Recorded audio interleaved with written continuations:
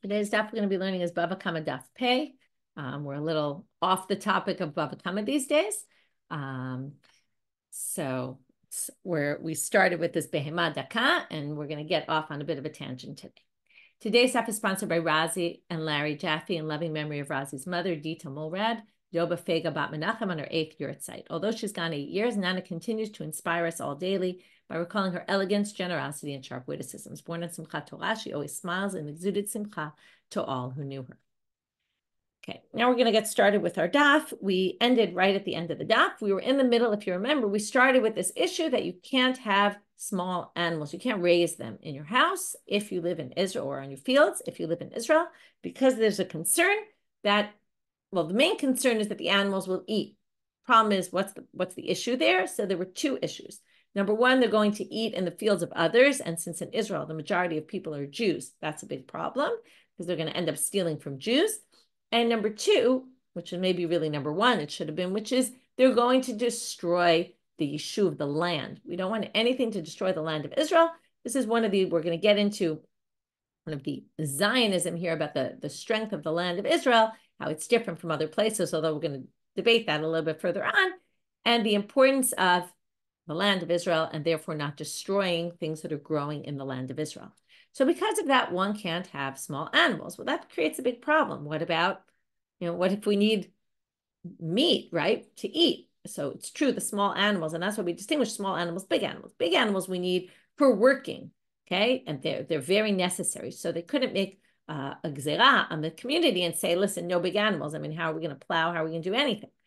But the small animals we can kind of live without, although not in terms of eating. So then they had a whole thing. Well, before the holidays, you can raise them for 30 days because you'll need more meat. And we had also before a big wedding. And now we're going to see even more. Okay, so starting with the top of our daf, we're actually still in the middle of a braita. We started with this braita about the food, about the wedding and the holiday, and then we kind of stopped it for a minute. The Gemara has something to say about it. After 30 days, and don't leave it after the holiday. Don't think you have 30 days from the time you took it, but it's 30 days until the holiday, then you kind of have to get rid of them. And now it talks about a butcher, okay, because we need butchers to have meat. So a tabach lokach v'shochet, he can buy and then slaughter them. And also lokach v'shohet, he can also buy and leave them, meaning he can keep animals also. He also, and we'll see right now, he also has a 30-day dispensation. There's a bit of a debate what the aguna shebahem. An aguna is often a woman who's stuck in a marriage she can't get out of. Here it seems to mean the last one, that's like the one that often means left on her own, this woman. So here they use it as a term of the animal that's left, meaning if you slaughter all the animals and you still have one left, well, you can't leave it more than 30 days from when you purchased it. That's what it seems to mean, although there are different interpretations here. The Braita continues with even more leniencies here. Shalu Talmidav Rabban Gamliel. Mahu legadel. So the students asked Rabban Gamliel, can we have raised small animals?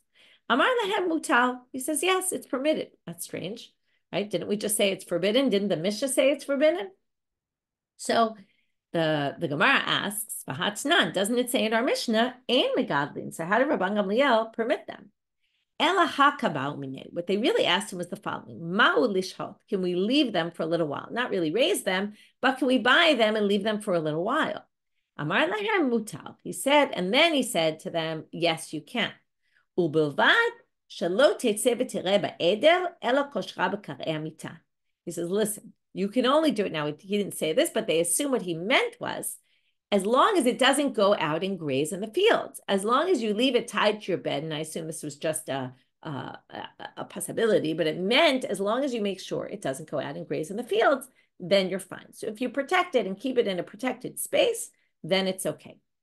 Now, because we mentioned this thing about koshra b'karei hamita, and because we saw this braita with this very lenient position, we're now going to quote from the Tosefta, where they actually have a much stricter position. And we're going to see a case where they actually did tie it to the bedpost. And let's go with our story. Tanu Rabbanan. So in a braita it says, which again, as I mentioned, is in the Tosefta. There was a chassid. Now, a chassid is always a very pious person, which basically means keeps the laws and either keeps all the laws or maybe keeps them on a higher level than everyone else. And we'll discuss this at the end of the story. But he was a chassid. He was sick. He had either heart issues, something like that. He was very distressed. He asked the doctors, what can I do? The only cure for you, right? This sounds like all those ancient stories they tell, right? This is the only cure you can have, which is you have to have milk, fresh, hot milk, meaning straight from the animal for every morning, okay, from a goat. So they brought him a goat. They tied it to the bedpost. Here you have it, right? They tied the goat to the bedpost. Okay,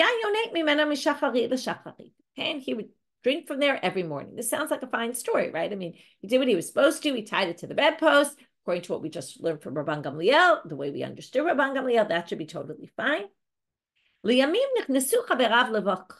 Well, his friends come at some point to visit him. They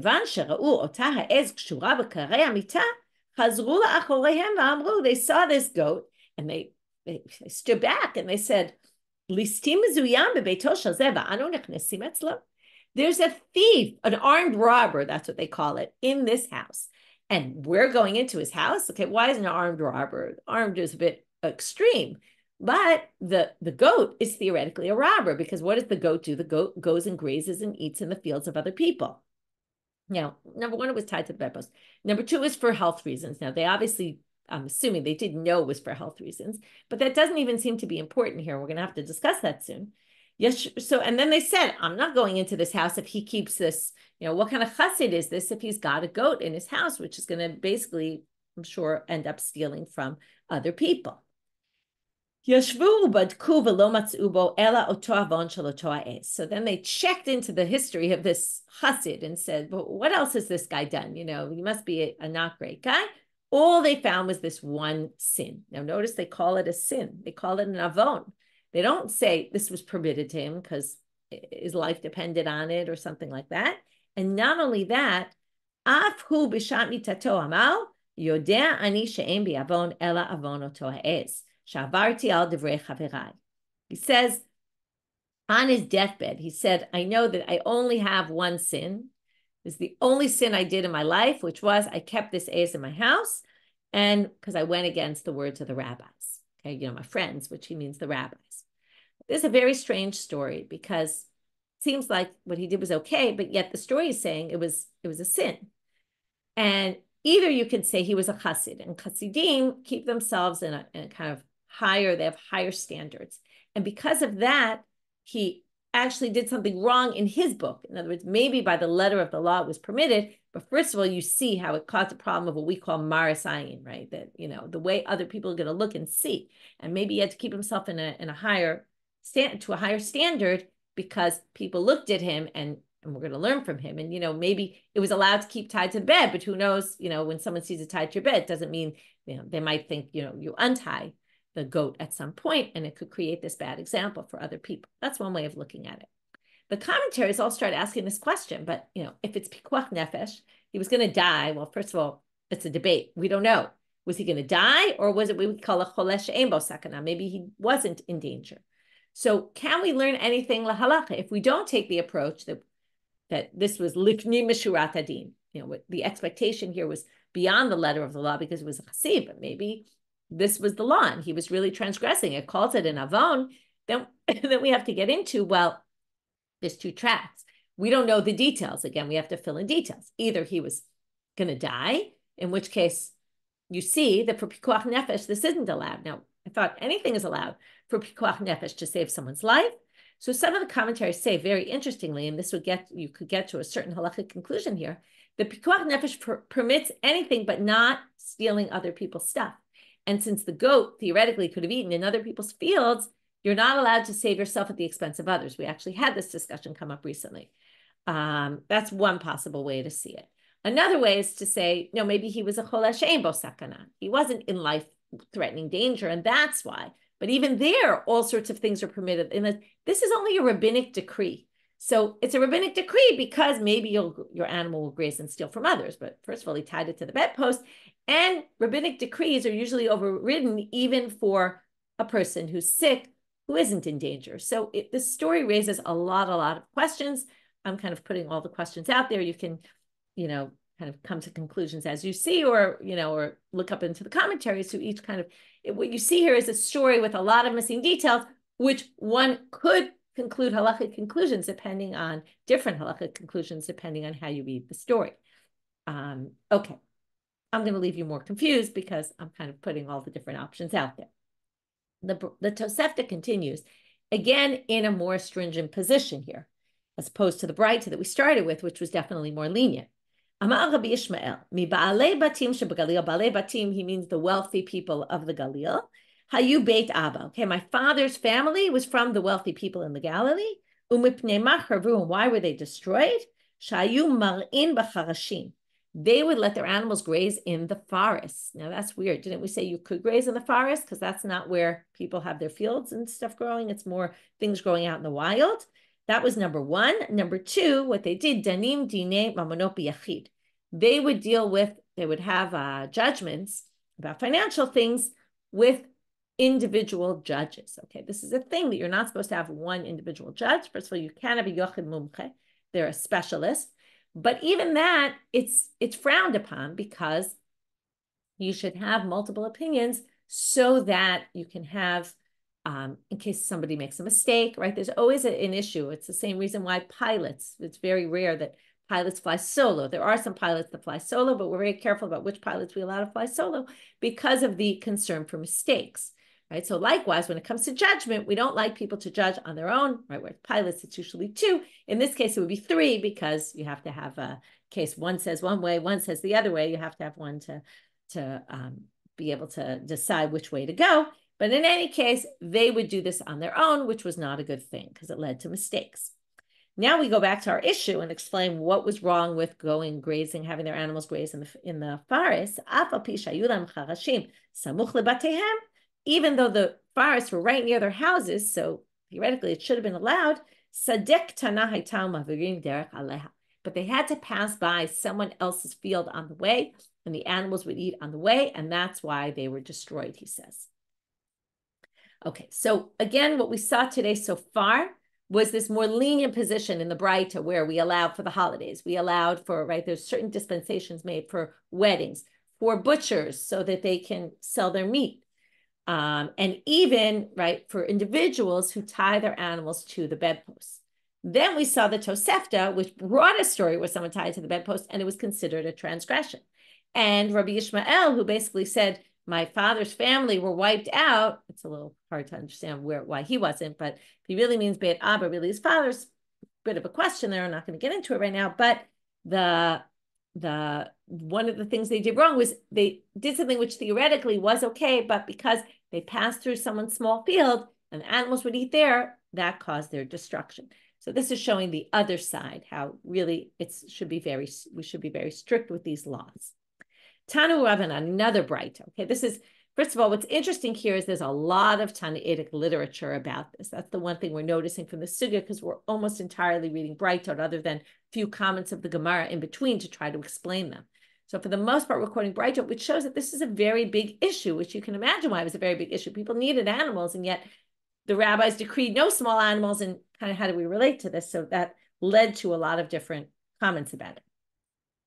Ro'esh asat tshuva. Let's say you have a lot of animals, and then you decide to say, you know what, I'm going to repent. I want to get rid of my animals. But it's not easy to get rid of all your animals at once. First of all, it would be a price problem, right? You put all these animals in the shuk, the price will drop immediately. And maybe you're just used to having the animals, so it's hard to get rid of them so quickly. This is like we had takanat maresh, that if you have a thief who uses and builds a house with the beam, we don't make him take apart the house to return the beam. We say, in order to make it easy for you to repent, let's just allow you to pay the value of it. So here also, to make it easier for them to repent and to encourage repentance, we allow them to gradually sell them and not make them sell them all at once. If a ger gets dogs and pigs, which you're not allowed also to have in your house, to groom in your house, and his father, who's a Gentile, dies and leaves him all these in inheritance, so again, he doesn't have to sell them immediately. He can slowly sell them. So it's not, this isn't because we're worried about repentance, but maybe we're worried that once he converted, it's going to be too difficult to be Jewish. We don't want him to leave the religion. At this point, he's Jewish already, so we make it easier. Now we're going to get off on a different topic that we're going to also twist a little bit, okay, but a totally different thing. And we're going to start with the man's perspective, and then we're going to see the same thing with the woman. Someone who vowed to buy a house or find a wife in Israel. Okay, so if someone took a vow, I'm going to buy a house in Israel, I'm going to marry a woman in Israel, we don't say you have to find, buy the first house you see, marry the first woman you see, but we allow him the time to find the right woman. Now here we're going to have a story with a woman in the reverse case, where she took a vow to marry the first man she sees. It sounds a little bit like Yiftach's daughter in terms of, the first thing to leave my doorstep, right? Well, I will sacrifice, which was his door, the first one to walk into the door, and I forget how it goes, but it was his daughter. So same thing here. Her son, she was a widow, and she had a son, and he was making her crazy, and she needed a husband maybe to discipline the son. Not sure exactly what she thought the husband was going to resolve, but she needed a husband. Maybe she just couldn't deal with the child rearing on her own. You might remember all these women we talked about in Masechet Nidarim that took these vows that weren't necessarily the smartest things to have said. And she said, anyone who comes, I will not say no to him, right? The first proposal I get, I will take. And then what happens? Well, all sorts of riffraffs. We don't know exactly what was wrong with them, but inappropriate men came and offered her marriage. And the question is, does she have to take it? Because she did take this vow to marry the first man who offers her. When they came to the rabbis, they said, when she said any man, she didn't mean any man, anyone who happens to have the right chromosome type, right? It was more any man who's appropriate for me, I'm going to marry him, in which case they didn't force her to marry him right away. So you see in this Breita, all sorts of, I think, by the way, this is also the Tosefta. Let me just double check. Yeah, it's also the Tosefta. You see all sorts of ways where the rabbis, okay, even though the Tosefta before was very strict, this actually is a bit of a leniency that both with animals, we don't make you return them, sell them all immediately in order to repent or for a convert. And if you promise, you take a vow to do something, we don't make you do it immediately if it's going to mean compromising on quality, if you want to say. Okay, totally, right, total off topic, that issue, but yet kind of nice. Kishem she'amru, the Tosefta continues, just like they say, it's not just behemotakot, domesticated animals that are small, also non-undomesticated animals, right? Like deer and those kind. Rabbi Yishmael omer, megalim klavim, kufrin, v'chatulin, v'kofim, v'chuldot znaim, pnei she'asuyim l'naker et habayit. So Rabbi Yishmael says, even though he was pretty strict before, he says, but when it comes to dogs, okay, these are dogs that are kofrim, like village dogs, okay? The Koren is always pretty good about getting the Steinsaltz about the reality, what we're talking about exactly. So again, it's all a little bit of guesswork, but based on other sugyot, they say it's more similar to a fox or a jackal, this kind of kelev. Chatulim, cats, it sounds like all cats, although we're going to see later, not necessarily. Kofin, monkeys, and chuldot znaim, which are, it's called a genet. I hope I'm pronouncing it right. It wasn't a name I was so familiar with, but it's like a mongoose, according to the Koran. Because, okay, they're little creatures that hang out in bushes. We're going to talk about them a little more, what kind of creatures they are, because the Gemara didn't really know what they were either. What's unique about all these animals and why are you allowed to have them? Because they clean out your house. What does that mean? They eat the mice and they eat the worms and creatures that are crawling in your house. Like, this is why Israel has a lot of cats, they claim, at least I've always heard this, that the British brought the cats in order to get rid of the mice problem that was in Israel. My chuldot znaim, what are they? So this won't really help us so much, but a little bit. I'm Rav Yehuda shirtza chartza. Shirtza sounds like a sheretz, like a creepy crawler, even though it's not exactly. Chartza, we're going to have to see what this is. Yikadamre charza. Okay, what does that mean? De katine shake viraya bene vardine. They have very short thighs, and they graze in the thorn bushes. Umay shirtza, why are they called shirtza? Because it sounds like a creepy crawler. Demitatai shake, because their thighs are so short, they look like they're crawling on the ground. Amar Rav Yehuda Amar Asinu atzmenu. Okay, now, so that's so far what we've learned. Again, we quoted a lot from the Tosefta. We started with this other bright, and then we quoted a lot from the Tosefta, which again seemed to be holding a very stringent position about the Behemah Daka. And then it started saying, well, what is allowed? Okay, first of all, being lenient about selling them all. And then we talked about what animals you can have in your house because they're actually very useful. Amar Rav Yehuda Amar Rav. Now, this was all in Eretz Israel. Until now, we've been talking about in Israel because of, again, two reasons. The majority of the majority of the inhabitants were Jewish, and because of the holiness of the land of Israel, we don't want to destroy the land of Israel. Amar Rav Yehuda Amar Rav. Now, Rav Yehuda says in the name of Rav, remember who Rav was. Rav was the one who comes to Babylonia from Israel in the beginning of the time of the Amoraim and starts establishing a big yeshiva there. And the Jewish population starts to move. Okay, also, it wasn't so great. This was post-destruction time in, like 100 or so years. It was about 150 years. In the year 2, forget now, is it 212? Maybe was the year Rav goes to Babylonia. You can look it up. It's around then. He comes to Babylonia, sets up, maybe 219. I think it's 219. So he basically sets up the yeshiva in Babylonia, and the Jews start moving. Okay, things aren't great for them in Israel. It's not, and they start setting up yeshivas in Babylonia. The life was much better and easier in Babylonia. They all start moving. So comes Rav Yehuda and says in the name of Rav, Asinu atzmenu bebabel ke'eretz Yisrael lebehemah daka. We made ourselves in Babylonia like Israel for behemot dakot. You might remember this from Gittin. Also with get, there were different laws. Someone who brings a get from Israel or someone who brings a get from Babylonia, because in Israel, they knew the laws of Lishma, and in Babylonia, they didn't. But then they said, no, Babylonia, they did. In other words, we're talking about anywhere outside of Babylonia or Israel, but Babylonia was like Israel for the issue of Gittin. Also here we have the statement, okay, this is number one, because a lot of Jews live there. So if you talk about Yishuv Eretz Israel, well, Babylonia doesn't have this sanctity to it, but it does have many Jews living there, at least right in the time of Rav already. The other thing is that it was probably a bit of a political move. They wanted to show the center is here, and therefore whatever they could say is like Israel, and gave Babylonia a certain amount of status. So it could be viewed as a bit of a political issue. Amar le Rav Ad bar Ava le Rav Huna. We're going to have two versions of this, by the way. So basically, Rav says, and he's quoted by Rav Yehuda, is saying in Babylonia, we're like Israel, which basically means you can't have behemot dakot. Thank you for checking. It was 219. Okay. The year that Rav moved to Babylonia. Amar le Rav Ad bar Ava le Rav Huna. So now Rav Ad bar Ava comes over to one of Rav's students, Rav Huna, who hasn't appeared in the sugi yet, and says to him, Didach mai, what's with you? As if Rav said you can't have behemot dakot, why do you have? Well, famous story. Amar le Didan kamintra lehi lehu chuba or chova. I'm unclear how to pronounce her name, but my wife Chova, she watches over them. Okay, she's making sure that they don't graze in anyone else's fields, and I trust her. Amar le chuba takperinu lebena.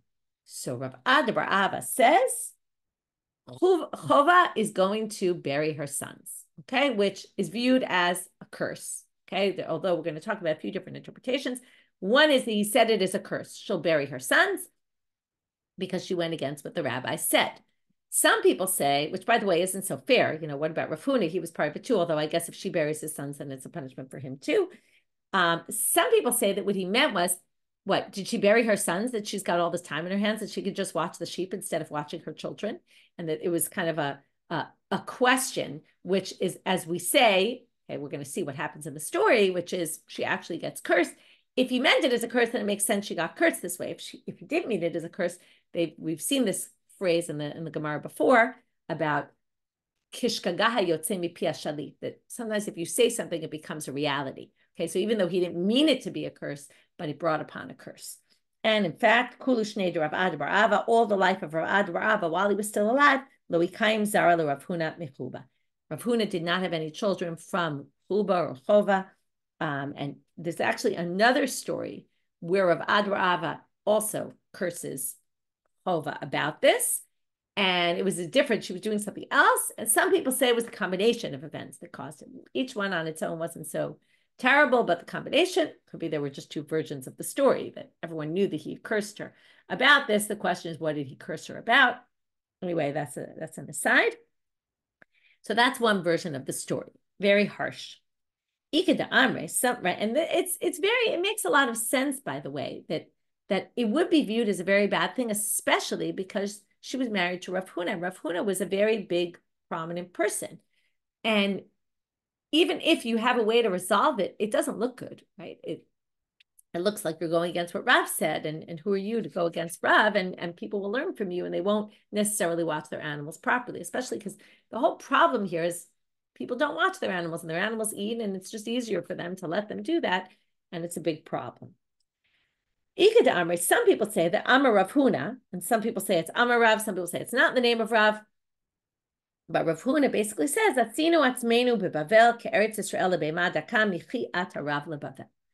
Rav Huna says, now it's not really any different, but here, number one, is Rav Huna saying it, as opposed to, right, and it doesn't bring the story of what happened with his wife. And he's the one who said it. And what did he say? When did this happen? Now, the first one just said in Babylonia, we're like Israel. It didn't say because now there's big yeshivas here. Like, this is from the moment that Rav came to Babylonia, and there's all sorts of things that happened from when Rav came to Babylonia, because there's a big turning point in Jewish history. From then, we in Babylonia shifted, okay? And we treated ourselves like Israel for this issue. And then the question is, debate in Rashi brings two variations. What happened when Rav came to Babylonia? So one is that, exactly as I explained, the population shifted. And because there were so many Jews, they decided to change things.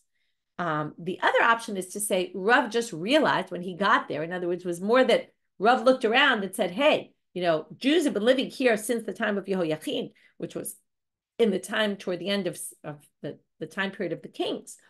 Before the destruction already, Yehoiachin gets sent out by Nebuchadnezzar with his people to Babylonia, and the important, prominent people of Babylonia left.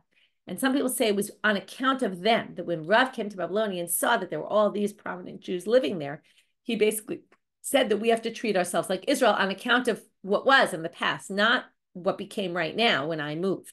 So there's a debate about, again, I don't think there's so much significance to the debate. It's just historical, or explaining exactly what motivated Rav to do it.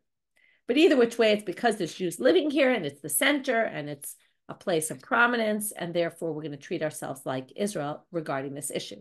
It's very interesting because it's a hard enough issue to keep as it is, and then they extended it, which is just interesting in and of itself.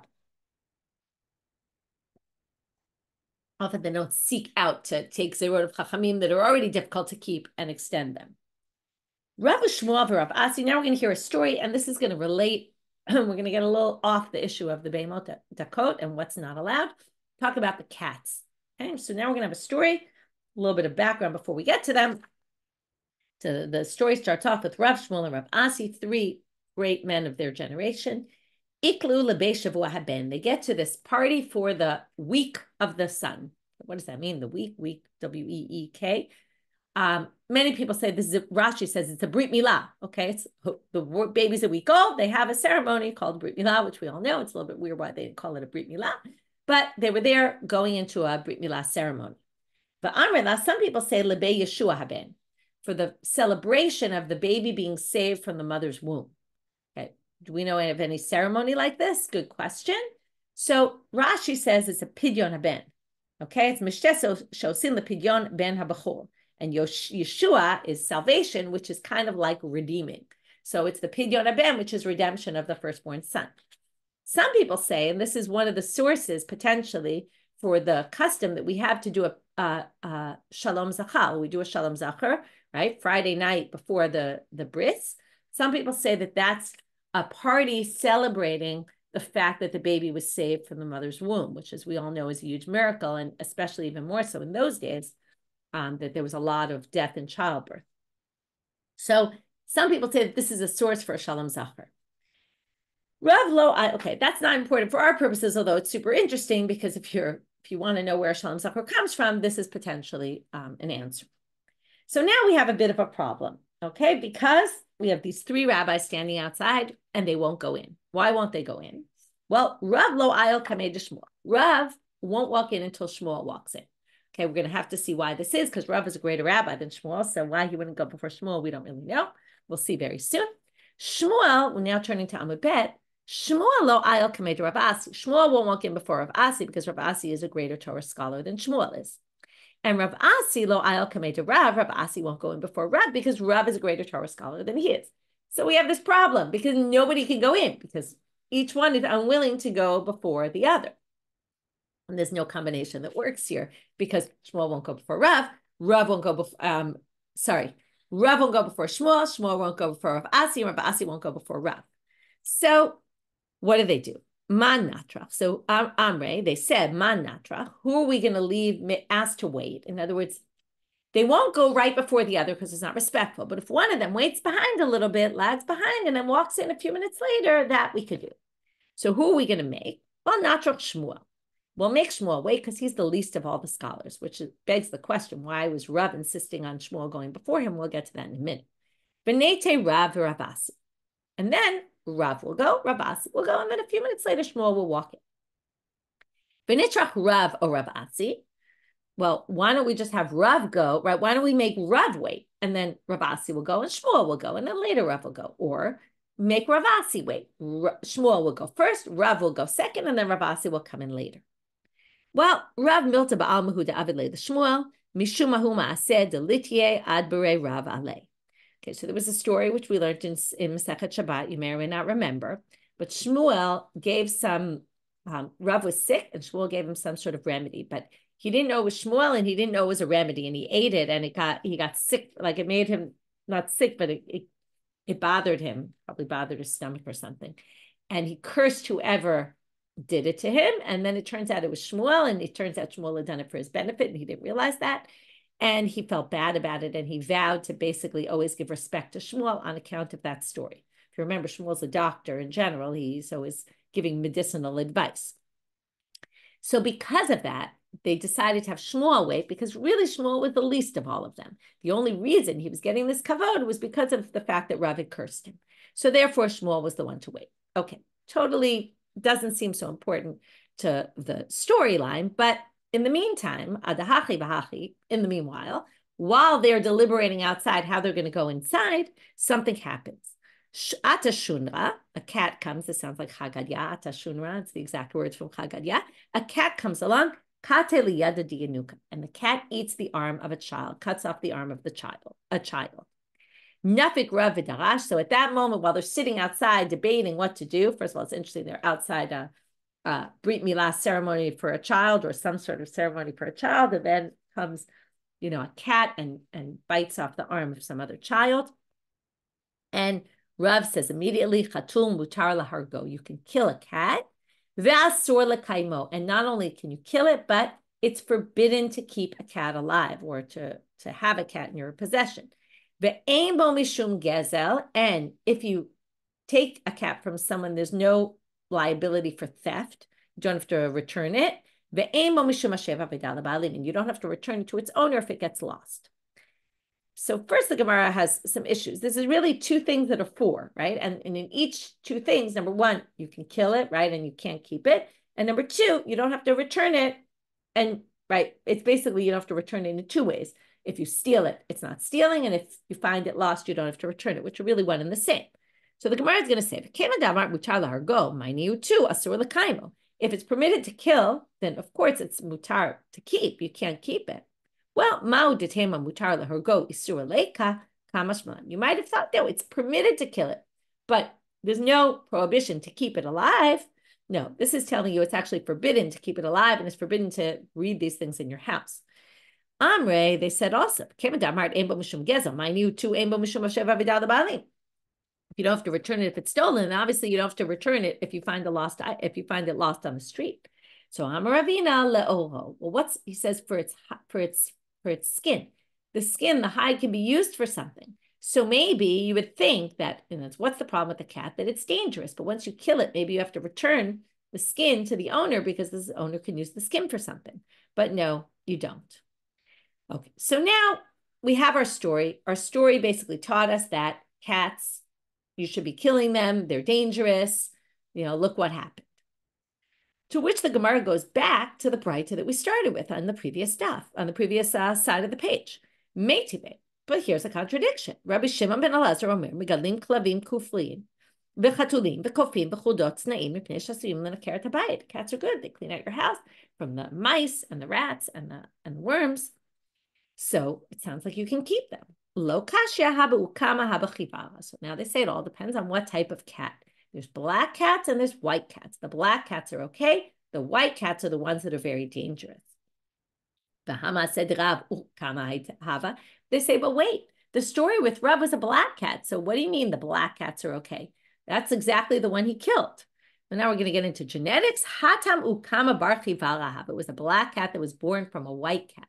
So those are dangerous. Okay, we're now limiting. There's white cats, there's black cats, and then there's black cats born from white cats. They're dangerous as well. To which they say, really? But Ravina specifically asked about them, meaning it's not so clear what to do with black cats that come from white cats.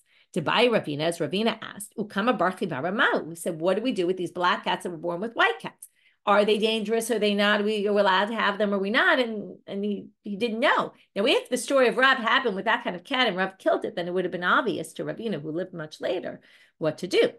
So they say, okay, to get more complicated, Kikame Vaile Ravina Bu'ukama Barchivara Barukama. We're talking 3 generations. The one of Rav was a white that bred a white one that bred a black one.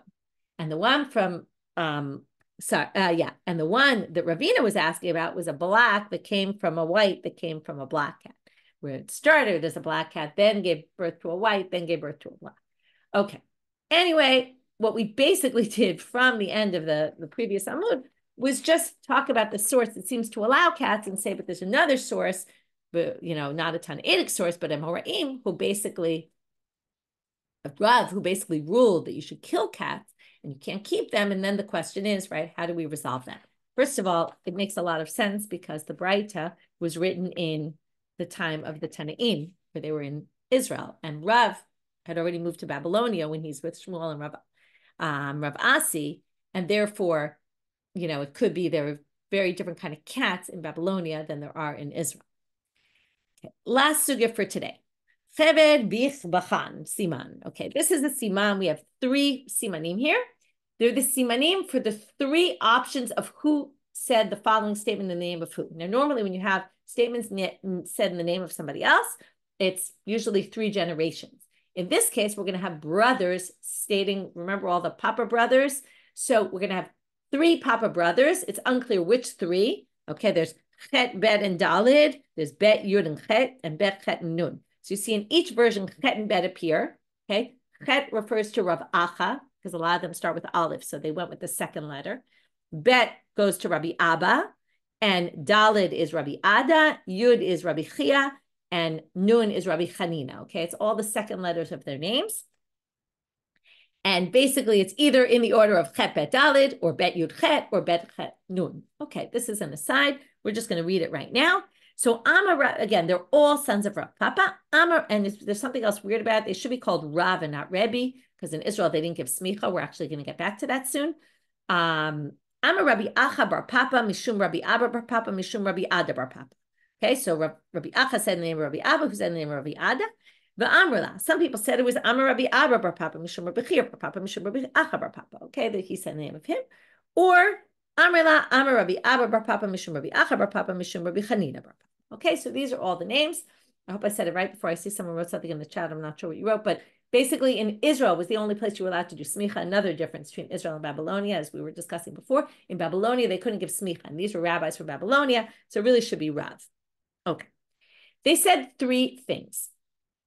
Matri'in al hachikuch b'Shabbat. You can call out, okay, it's a little bit unclear what matri'in here means. It depends also what version of the text you have. Some people don't have Shabbat here. So the Rambam actually puts this in halachot. You might remember the word matri'in from Masechet Ta'anit, and he puts it in halachot Ta'anit, matri'in being you can blow the shofar or the chatzatzot to have people fast. Basically, you can institute fast days when there's chikuch. Chikuch or some sort of sores on people's bodies. It's a plague going around. You can set aside a day for fasting or a set of days. If you remember, it was always a Monday, Thursday, Monday.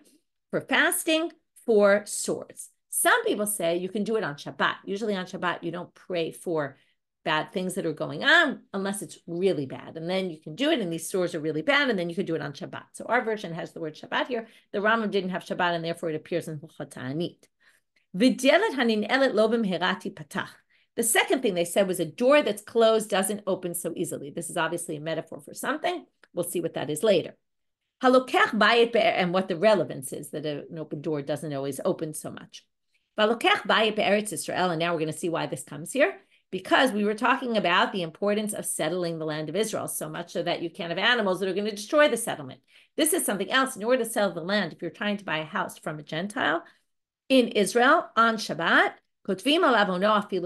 you can write the shtar, the document, even on Shabbat. Okay, on Shabbat you can't write. It's one of the 39 malachot. You can write a document and have a sale, where even sales weren't allowed for rabbinic purposes. All that is permitted to do on Shabbat. We're going to have to figure out how do you do an av malacha here in order to settle the land. What, you can go against the malacha on Shabbat, so we'll get to that. So now we're going to go through the three things. The first one, they're going to ask, how can you say matriyim alach likuch b'Shabbat when it says in another place, meitiv in a braita, okay, and that would go against these amoraim, ushar puraniyot mitrakshot ubaot al hatzibor, and all other, this is obviously in context of certain things, other difficulties, tragedies that come on the community, like chikuch, chagav, zvuv, tzira, yatush, v'shiloach nachashim u'akchabim, lo hayu matzriim ela tzoakim. So if this chikuch sores, or locusts, or flies, or hornets, or mosquitoes, or infestations of snakes and scorpions, for this, we don't do matri'im, we just do tzoakim. Okay, it's a lesser, okay, this makes a lot more sense according to the Rambam, where we're talking about no fast, but we institute prayer days, okay? Prayer days are different than days where you fast, just like with the rains. When the rains don't come, the first thing you do is have prayers, and then you start instituting fasts. So they would just cry out, or on Shabbat, you do less of the crying out than you would do, right, if it was the sores. So this is weird, because it says sores, you don't. So just like we distinguish with the cats, we're going to distinguish with the sores. Lo kasha kam belach kam yavesh. There's moist ones and there's dry ones. Debate among the commentaries which is worse and which is better, and you'll see why in a minute, because they're going to bring an example from 2 weeks ago, the parsha. The Amar Rabbi Yeshua ben Levi, shchin shevi kadosh baruch hu lamitzrim, lach mi bachutz v'yavesh mi bifnim. The shchin that the Egyptians were plagued with was wet on the outside, but dry on the inside. So it's trying to say this was the worst. The problem is this is both dry and wet, so moist and dry. So it's unclear which is the one we're referring to. Again, the commentaries go both ways. By the way, talking about Parsha was a good review of all sorts of things this week that we had learned during the week. And the whole thing about the kilayim, and then we had the Peter Chamor. Okay. Anyway, Delet hanin elet lo b'mherati patach. So a delet, a door that's closed, doesn't open so easily. Maihi marzutra amar smicha. Okay, we were talking about smicha before and how they didn't allow smicha outside of Israel. So now they say smicha, right, is no longer. Marzutra says he's from the exilarch family. Perhaps he was even an exilarch in Babylonia, and he says, it's very hard to give smicha these days. Also, the Steinsaltz and the Koran, they have a footnote about that. It was also hard to do smicha because the Romans didn't allow it. So it was very hard. The Romans knew that was like key for us keeping our tradition to ordain rabbis, and they wouldn't allow us to ordain rabbis. So it was very hard to come by. Okay. And what he's basically saying is, if you have an opportunity, take it, because this is not the kind of thing you get to do all the time. Rav Ashi Amar, lo. He says it's a metaphor for something else, that a door that's closed doesn't open so easily, which means once you start having bad things happen to you, right, your mazal, there's a lot of discussion in the rabbis about mazal, your luck turns bad. It's not so easy to get it back to good. Okay, sometimes bad things start happening to you and it just keeps going over and over. Then Rav Achami Difti says, la'olam ein mitivim lo. He says, you'll never get out of a bad mazal. And now the Gemara says, this is not true. Velohi, don't take him seriously. It's not true. You can always change your mazal. Don't think that once bad things happen, that's it, you're doomed. But Rav Achami Difti milta de nafshe hu damar. He was speaking from experience. He personally had a big issue, which is, well, unclear what it is, but Tosefta claims that it's based on a Gemara in Bava Batra, which tells a story about him. We'll get to it as Rat Hashem later this year on Daf Yubet. I'm a bet. Basically, he was supposed to be the Rosh Yeshiva, and then they pushed him aside and took someone else. And he thought all his life he would eventually become the Rosh Yeshiva at some point, and he never did. And basically, he viewed that as, look what happens. It goes bad, and then it just continues and continues. Okay, so these are different approaches to, are you doomed forever? Whereas the Gemara makes a very clear statement, we do not believe that, right? It could be some things will happen. You'll be in a bad mazal, but eventually, there's always a way to get out of it, and you should, try to be optimistic, I guess, about trying to find a way out of it, or hoping that things will, maybe this is encouragement for us during this very, very challenging time about a lot of bad things are happening, and, but we don't believe that this is the end, and, but we believe that we will get out of this. We don't take a defeatist attitude. The last thing for today, Lokeach, and the last thing that Rav Papa's son said, Halokech bayit be'eretz Yisrael kotvim alav ono afilu b'Shabbat. You can write the document. Remember, we had the word ono with the slave, the Canaanite slave. B'Shabbat zakadata. How can you possibly write it on Shabbat? Just like Rava says elsewhere, Omer l'nochli va'oseh, we ask a Gentile to write it. Hachanami Omer l'nochli va'oseh. You can tell a Gentile to write the document. To which the Gemara says, now, even though this is also forbidden by rabbinic law, you're not allowed to tell a Gentile to do things for you on Shabbat. Mishum Yishuv Eretz Yisrael lo gazru be'Rabbanan. Because of the importance of settling the land of Israel, then another very relevant factor right now, lo gazru be'Rabbanan. The rabbis didn't make a decree against this. So they basically said our rabbinic decree of not asking a Gentile to do malacha for you on Shabbat is overridden by the importance of the mitzvah of settling the land of Israel.